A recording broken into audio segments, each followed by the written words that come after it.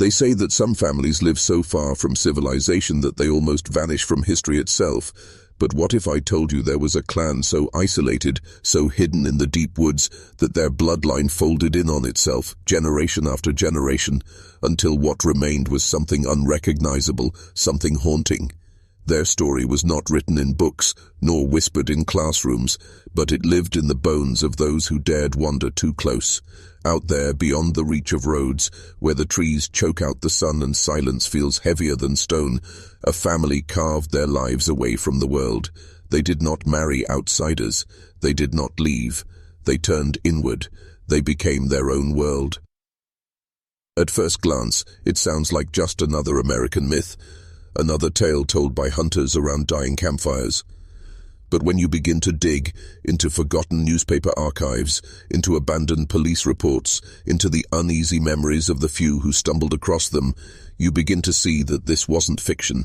It was real, and it was far darker than anyone dared to admit. This clan, buried in the Appalachian woods, kept no records. Their names blurred and repeated, fathers becoming uncles, brothers becoming husbands, mothers bearing children who were not quite sons and not quite nephews. Their language fractured, their faces changed, and their way of life became a mirror of what happens when human beings are sealed off from the world for too long. What emerged was not just a family. It was something else. Something born of silence, secrecy, and generations of blood circling back upon itself. And the question that chills you, the one you can't shake, is this: how did no one stop it? How could an entire family, tucked within America's borders, live so unseen, so abandoned, that their very existence began to resemble a nightmare? This isn't a story about monsters in the woo. It's about people, flesh and blood, kin by birth, bound by something older than law and stronger than shame. It's about a clan whose greatest sin wasn't just in what they did, it was in how they survived. The deeper you look into their past, the more you realize this clan did not simply appear from nowhere. Generations earlier, their ancestors settled on the outer edges of Appalachia, chasing land and solitude. They were farmers, trappers, and woodsmen, hardened by winters and softened by no one. But instead of drifting with progress, instead of moving toward the growing towns and railroads that spread through America, they chose to retreat further inward. Each decade carried them deeper into the trees until the family name, once common in nearby counties, began to vanish from marriage records, school ledgers, and church rolls. Neighbors remembered them as peculiar even before they disappeared entirely. A man might come into town once a year for flour, salt, or ammunition, keeping his head down, his words clipped before disappearing back into the green shadows. Children were seen less, and then not at all. Soon, they were no longer thought of as neighbors at all, but as whispers, as a family swallowed whole by the land itself. But when bloodlines close in on themselves, something begins to happen that the outside world cannot ignore forever. Reports trickled out in fragments. A child seen with crossed eyes so severe they seemed unable to focus. Another with a jawline that never quite formed. A young woman with a gait so twisted she walked sideways through the dirt roads, her body unable to straighten. At first, people pitied them, then they feared them, because pity is only possible when you believe someone can be helped. Fear grows when you realize they cannot. Authorities, on rare occasions, tried to intervene. A welfare agent here, a county sheriff there. They would trek into the woods with paperwork in hand, but when they came back, they spoke little of what they saw. Their silence was more terrifying than any official report. Whatever they witnessed in those cabins and shacks, they buried it beneath vague words like unsanitary or unfit, words that told you nothing but suggested everything. And so the family remained, generation after generation, folded into themselves. Outsiders began to invent stories, wild, half-true legends of how they lived, what they did in the night, how they spoke in broken tongues only they understood. But beneath those legends, beneath the campfire smoke, there was a truth even more unsettling. They were not monsters. They were survivors of their own making, bound together in a way that blurred the lines between kinship and curse. To understand the weight of their existence, you have to picture the place they called home. Not a village, not even a hamlet, just a cluster of cabins, slumped and weather-worn, half buried in vines and surrounded by the suffocating press of trees. No electricity, no running water. The only heat came from wood torn from the same forest that imprisoned them. Inside, the air was thick with smoke and the sharp stench of bodies living too close together for too long. Beds were shared, meals were scraps. Privacy was an idea that did not exist. Visitors who stumbled upon these dwellings spoke of a silence that was more frightening than sound. Children sat in corners, staring with clouded eyes that didn't seem to focus on anything. Some did not speak at all. Others mumbled words stitched together in a dialect no outsider could untangle, a language built from fragments of English and generations of isolation. The lines of family blurred so tightly that nobody, sometimes not even they themselves, could tell who was whose father, whose sister, whose child. It was a closed circle, and the only thing that ever entered it was more of itself. What haunts you is not the grotesque, but the ordinary moments wrapped in decay. A pot bubbling with beans that seemed to stretch for days. A tattered Bible sitting on a shelf, unread, its pages yellowing in the damp air. A family photo, if such a thing could be called that, where faces blurred together, all bearing the unmistakable marks of their bloodline. This was not poverty in the way most imagine it. It was poverty of contact, poverty of air, poverty of possibility. Cut off from the flow of the world, they created a world of their own, one that grew stranger with each passing year. And yet, through the cracks of this shadowed existence they endured, children were born, fires were lit, seasons passed. To them, this was not horror, it was home. But when you step back, when you see it from the outside, the weight of it presses into you like cold stone. It makes you ask yourself what would happen if your own family tree had nowhere to grow, no branches to spread into, only roots coiling around themselves until the line twisted into something almost unrecognizable. That is the truth buried in those woods. Not monsters, not myths, just people, bound by blood too tightly for escape. The strangest thing about this clan was not that they were hidden, but that they were allowed to remain hidden. America has always had its blind spots, pockets of land where law and order fade into the trees, and this family existed inside one of those blind spots, tucked away in valleys where the sheriff's badge held no weight, where neighbors stayed silent, and where the state simply forgot. That forgetting was not an accident. It was a kind of neglect, born from a mix of fear and convenience. It was easier not to look, easier not to ask. On rare occasions when outsiders stumbled too close, the encounter left an impression that never faded. Hunters would tell of figures glimpsed at the tree line, staring without blinking, their bodies twisted but motionless like shadows caught in flesh. Hikers spoke of voices carried on the wind, broken syllables, half-words, laughter that sounded like crying. Those who ventured farther claimed to see families gathered outside their cabins, moving in ways that unsettled the stomach. Not violent, not welcoming, just existing in a manner so alien it seemed outside the boundaries of humanity. And yet, when you peel back the fear, the truth is more tragic than terrifying. These were not creatures of the woods. They were human beings trapped by circumstance, by the decisions of ancestors who had chosen solitude, by poverty that left them with nothing to trade but themselves.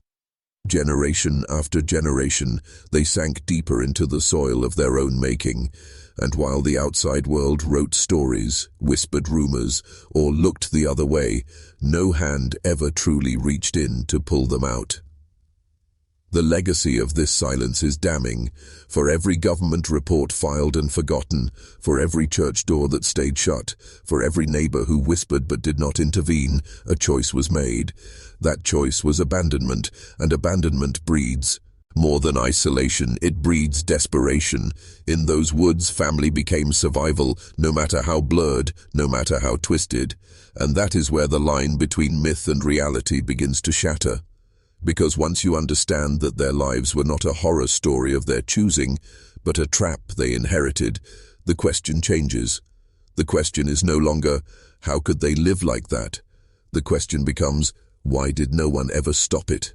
There comes a point in their story where the silence breaks, not because they stepped out of the woods, but because the world finally stumbled in too far to look away.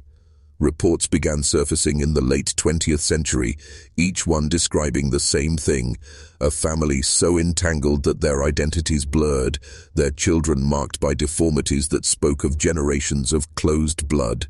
What was once rumor became evidence, and what was once a legend became a case file. When journalists and investigators entered the hollow where they lived, what they found was almost unspeakable. Brothers and sisters raising children together, fathers whose sons were also their nephews, women who had never met a man outside their own blood. The children, some mute, some with distorted limbs, some whose eyes darted in different directions, were not the stuff of folk tales. They were standing there in the flesh, proof of a lineage twisted in on itself. The reactions from the outside world were split. Some saw them as monsters, the living embodiment of a nightmare told to scare children into obedience. Others, looking more closely, saw only victims. Victims of poverty, of abandonment, of generations forced to turn inward because the world had turned its back on them first. To label them as anything else was to ignore the centuries of silence that made them what they were. If you're still watching, you're already braver than most. Tell us in the comments, what would you have done if this was your bloodline? Would you have stayed and endured, or would you have fought to break free, even if it meant tearing yourself from everything you knew? It is easy to sit in judgment from the outside, but inside those cabins, inside those broken genealogies, judgment held no weight. Survival did. To them, blood was all there was. To them, the outside world was the intruder, not the salvation. And so, well, when you look at the photographs, when you read the testimonies of those who visited, you feel the divide. You feel that haunting recognition that these were not myths, not specters, but human beings, Americans living in the same land as you, but as though trapped in another century. And this is where the story takes its sharpest turn, because while the clan had survived unnoticed for decades, the sudden exposure brought with it something they had never known before: the unblinking eye of the public. And once the world sees you, it does not look away. When the world finally looked, it did not see with compassion. It stared with fascination. Newspapers printed their photographs, not as portraits of people, but as exhibits of deformity. Television crews came not to understand, but to gawk. Strangers who had never set foot in those woods spoke their names with disgust, as if speaking of a grotesque legend instead of flesh and blood families. What was once silence became spectacle, and the clan that had hidden for so long was now dragged into a light more cruel than the shadows they had lived in. The investigators who entered their hollow did not find demons. They found people living in the kind of conditions most Americans could not imagine still existing on their soil. Shacks with sagging roofs, children without shoes, adults who could not read or write, generations who had never once spoken to a doctor, never once sat in a classroom, never once known what it meant to be part of the outside world. It was less a discovery of a clan and more an unveiling of how deep America's neglect can cut when a family falls through every crack. Some children were taken out, pulled into schools and foster care, their family ties cut in the hope of saving them from the cycle. But even then, scars ran deep.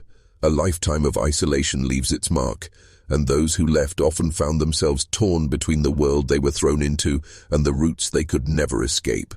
Others remained, unable or unwilling to sever the bloodline that had defined their existence, and so the cycle bent, but did not fully break. What chills you most is how quickly the story was consumed and then forgotten. For a moment the clan was a headline, an object of morbid curiosity, and then the world turned away again, leaving them to their hollow, their cabins, their tangled bloodlines. Abandoned a second time, but this time under the full glare of awareness. Exposure had not saved them, it had only branded them. And here lies the true horror, not the faces that stared back from grainy photographs, not the twisted lineage itself, but the realization that an entire family could be left to wither in plain sight, and still the world would look away when the spectacle lost its shine. That is not their curse alone. That is ours. The story of the most inbred clan hidden deep in the woods does not end with a clean resolution. Families like theirs rarely do. They fade like smoke in the trees, sometimes broken apart by outside intervention, sometimes left to collapse under the weight of their own blood. But the deeper truth lingers, heavier than any photograph or testimony. Their existence was not an accident of chance, but the product of neglect, silence, and abandonment. Think about it. How many people drove past those mountains? How many sheriffs heard the rumors? How many churches knew their names and still turned their heads? Their tragedy was not just their own making. It was a mirror held up to society's willingness to let the forgotten remain forgotten, so long as they were hidden out of sight. And perhaps that's why this story feels so haunting. It is not simply about one clan in the Appalachian woods. It is about the possibility that even today there are others. Families lost in the folds of America's wilderness. Children born into worlds that have no doors leading out. Histories buried not because they are too distant, but because they are too uncomfortable. If you close your eyes, you can almost hear it. The hush of the forest, the faint crackle of firewood inside a rotting shack, the voices speaking in fractured words that do not quite belong to English anymore. They are echoes, yes, but they are also warnings. Warnings of what happens when blood turns inward, when isolation becomes destiny, when survival becomes a cage. The clan may fade into myth again, their names blurred and their hollow reclaimed by the woods, but the horror they leave behind is not inbred faces or twisted bodies. It is the knowledge that they were left there to suffer, generation after generation, unseen until it was too late. And once you know that truth, once you've walked with me through their hollow thou cannot unsee it. So the next time you drive past an endless line of trees, the next time you look into the dark heart of a forest, ask yourself, what histories are hiding there, sealed away in silence? What families are out there, waiting for the world to finally look in? And when it does, will we see them as monsters? Or as human beings who were abandoned until their lives became a nightmare? That is the question their story leaves us with, and it is a question that will not let you sleep.